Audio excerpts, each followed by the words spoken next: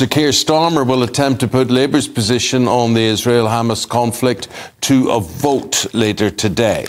This is to try and keep party unity on whether there should be calls for a ceasefire or not. Starmer has said that he is ready to sack Labour shadow ministers who disobey him. In the studio now, former Labour Minister of State, Denis MacShane.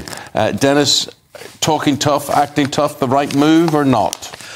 It starts, as always, with a stunt by the Scottish nationalist, Usa Hampson, who suddenly floats this idea of tabling an amendment to the King's Speech. It's a bit techie, but they're debating the King's Speech at the moment, and he's got a very hard-line resolution on a ceasefire, which is what Hamas wants, what Vladimir Putin wants, and what millions of people also want. Don't get me wrong, there's huge concern. Agencies and the United Nations. No, United Nations. And people, you know, we saw the giant demonstration. I saw the fag end of it. It was big, it was peaceful, it was lots of families there. So, Keir Starmer is saying, look, don't touch this SNP stunt with a barge pole. Labour will table its own motion, and we will invite all colleagues, to use that term, MPs, to vote for it. And it's just like when you're in government, when you've got a big problem in opposition. Mr Sunak hopes that all Tory MPs will support him, and Mr Starmer hopes that Sir Keir hopes that all Labour MPs will support him. Well, more than hopes. I mean, he's almost threatening them, isn't he? I believe there's a number of ministers that are on sack watch, up to 11, and frontbenchers have been told they will be sacked if they don't support him. You're automatically sacked if you break a major three-line whip, and this is a three-line whip. It was Keir Starmer who first came out with the idea of humanitarian pauses. That's adopted by Joe Biden, it's adopted by the European Union, it's adopted by the G7. And if you want to form a government to say, I know I'm going to go right against what all of the other Western democracies are saying and doing, it doesn't sound sort of very, very sensible. So it's semantics. A lot of it's semantics. I mean, humanitarian pauses, which are basically small ceasefires. Exactly. I completely agree with you. I mean, President Macron made a mini-stir last Friday, I think, when the BBC's Europe editor, Katja Adler, interviewed him in an excellent English, it must be said. He said, let's have a ceasefire. And I went, wow. And then he said, to allow evacuation of women and children. So that's a humanitarian pause by another name. He then went on to say Hamas must be eliminated.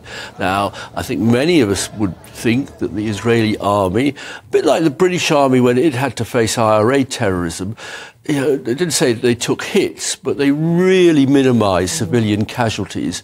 And I'm afraid the Israeli army throughout history only knows one button, which is steamroller in, and if anybody's in the way, men, women, children, innocent people, they're out. And we understand that operations have been happening overnight on a particular hospital that has been the focus of lots of attention in Gaza to try and eliminate a number of Hamas members who are said to be hiding in there. And all of this comes as we had this sort of strengthening of language from both sides in the House yesterday. Andrew Mitchell and David Lammy, both going further than they have previously in their criticism of Israel. You can sense this building up. I mean, I sensed it just as a real veteran of demos on Saturday. I wasn't taking part, actually. I was just coming back from GB News as it happened. But where I live, 82 right-wing hooligans, you could call them the Braverman Boyos, had been arrested in Pimlico for just causing a disturbance, trying to beat up people. You saw some scenes at stations which were horrible. Did you actually see this? No, I didn't. No, it happened before. I'm just going on a Metropolitan Police report. And I just found... what worried me was that there were a lot of families and young children there, and fine, by all means show your horror at the deaths now of innocent people in Gaza, but are we building up now a community of people who will not accept the right of Israel to exist and are just pushing into the background? Because in the SNP motion, I read it, again, this is techie stuff, no reference to the Jew-killing spree 6 weeks ago that started all this.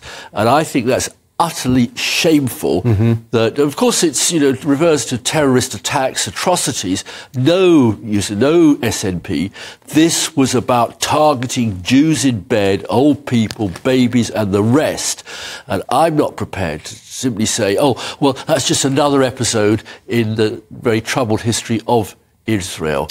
So how would you vote if you got a vote today, and how do you think the vote will go?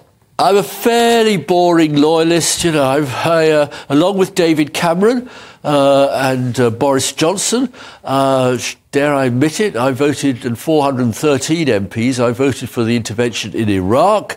I thought removing Saddam Hussein, who'd gassed people, who'd tortured people, would be a good thing. I now think that was a mistake. It was better to leave an ugly dictator in place than to destabilise the region. And then David Cameron himself then went and intervenes or supports intervention in Syria and Libya, opening the floodgates of hell to mass immigration. Thank you, David Cameron. OK. How would you handle a problem like Suella? Well, I'm tempted to say that I'm very glad Suella Braverman agreed to my suggestion yesterday, and my words, to send her letter. You've heard me, or your colleagues have heard me on GB News, and thank goodness you're here to allow me to criticise this government, saying she was an absolute disaster and Sunak is one of the weakest prime ministers we've ever had. She's utterly right in her criticism of Sunak, Mr. Sunak. She doesn't seem to be extending it back to Boris Johnson from much of this. He's the Fonz at Origo. He's the beginning of all of this. I think it's a great gift to the Labour Party. I really wish her all the best. OK. Denis MacShane, thank you very much indeed.